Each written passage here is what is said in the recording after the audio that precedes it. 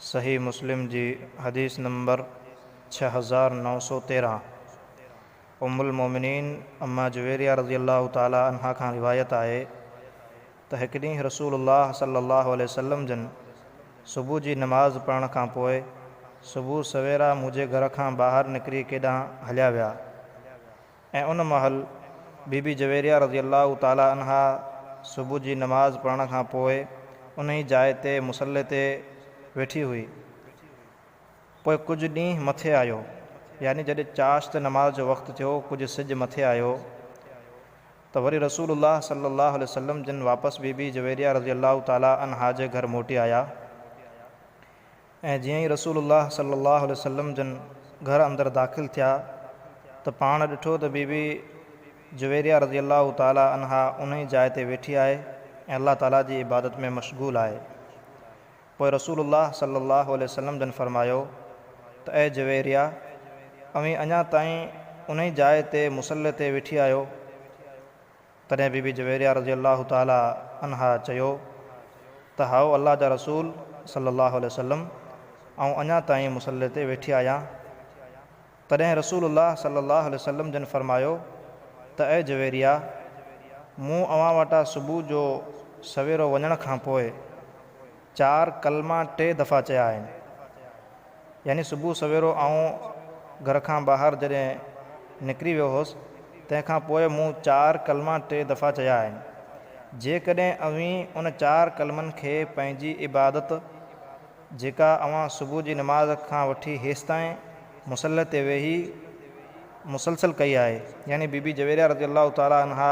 जेका इबादत सुबुह जी नमाज़ खां पोइ चाश्त जे वक़्तु ताईं, चाश्त जो वक़्तु थींदो आहे तक़रीबन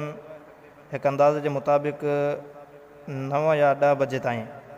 उन वक़्तु ताईं जेका बीबी इबादत कई हुई, रसूलुल्लाह सल्लल्लाहु अलैहि वसल्लम जन फरमाइनि था जेकॾहिं अवी पंहिंजी उन इबादत खे मुंहिंजे 4 कलमनि जे बराबरि तोड़ियो ऐं उन जो वज़न कयो त उहे सिर्फ़ु 4 कलमा अव्हां जी कयल इबादत खां वज़न में वधी वेंदा ऐं उन्हनि जो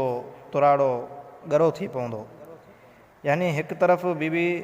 रज़ी अल्लाह ताला अन्हा जी उहा इबादत जेका बीबी सुबुह जी नमाज़ खां चाश्त जे वक़्तु ताईं मुसलसल मुसले ते वेही कई, हिकु पलड़े में हिकु तुराड़े में उहा इबादत रखिजे ऐं ॿिए तुराड़े में सिर्फ़ु उहे 4 कलमा जेके रसूलुल्लाह सल्लल्लाहु अलैहि वसल्लम जन 3 दफ़ा चया हुआ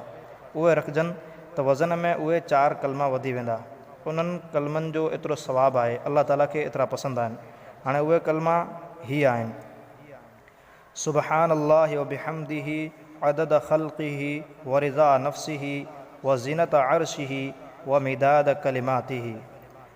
हिननि कलमनि जो तर्जुमो आहे त आऊं अल्लाह जी तारीफ़ वाखाण कयां थो उन जी मख़लूक़ जे शुमार जे बराबरि, उन जी रज़ामंदी ऐं ख़ुशनूदी जे बराबरि ऐं अल्लाह जे अर्श जे वज़न जे बराबरि ऐं अल्लाह जा कलमा जेके लिखिया वञनि था उन्हनि कलमनि जे लिखण वारे मस जे बराबरि ऐं अल्लाह जी तारीफ़ वाखाण कयां थो। इहे 4 कलमा,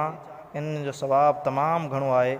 पाण रसूलुल्लाह सल्लल्लाहु अलैहि वसल्लम जन फरमाइनि था त उन्हनि जो सवाबु एतिरो आहे ऐं इहा रिवायत सही मुस्लिम जी रिवायत आहे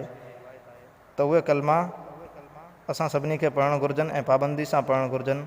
सुबहानल्लाहि व बिहम्दिही अदद ख़ल्क़िही व रिज़ा नफ़्सिही व ज़ीनत अर्शिही व मिदाद कलिमातिही।